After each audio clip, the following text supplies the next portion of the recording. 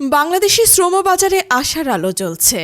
বহুদিনের দাবি ও দীর্ঘ প্রচেষ্টার পর সংযুক্ত আরব আমিরাতে আরোপিত ভিসা নিষেধাজ্ঞা তুলে নেওয়ার বিষয়ে ইতিমধ্যে অগ্রগতি হয়েছে। সরকার জানিয়েছে এই প্রক্রিয়া দ্রুতই বাস্তবায়িত হতে পারে। সম্প্রতি শ্রম ও প্রবাসী কল্যাণ মন্ত্রণালয় একাধিক গুরুত্বপূর্ণ পদক্ষেপ গ্রহণ করেছে।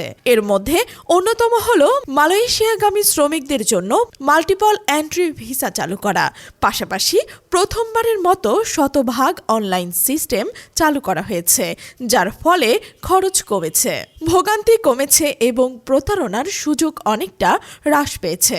বাংলাদেশের ইতিহাসে প্রথমবারের মতো সৌদি আরবের সঙ্গে একটি শ্রমিক প্রেরণ চুক্তি চূড়ান্ত হয়েছে।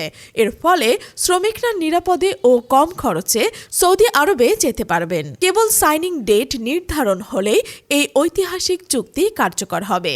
এছাড়া জুলাই অভ্যুত্থানের সময় মধ্যপ্রাচ্যে আটক হওয়া অনেক বাংলাদেশি প্রবাসীদের মুক্ত করতে গুরুত্বপূর্ণ ভূমিকা পালন করেছে প্রধান উপদেষ্টা ডক্টর মোহাম্মদ ইউনূস। তার আন্তর্জাতিক খ্যাতি ও ব্যক্তিগত যোগাযোগের মাধ্যমে মাত্র একটি ফোন কলে সংযুক্ত আরব আমিরাত থেকে 188 প্রবাসী মুক্তি পেয়েছে। তাদের প্রত্যেকে 5,000 টাকা করে মোট 94 লাখ টাকা এবং অতিরিক্ত আর্থিক সহায়তা হিসেবে 13,500 টাকা করে মোট 25,38,000 টাকা প্রদান করা হয়েছে। শুধু তাই নয়, তাদের পুনর্বাসনের জন্য প্রবাসী ব্যাংক থেকে লোন প্রদানের উদ্যোগ নেওয়া হয়েছে। ইতোমধ্যে 14 জনকে ঋণ প্রদান করা হয়েছে এবং আরও 12 জনকে দেওয়ার প্রতিক্রিয়া চলছে।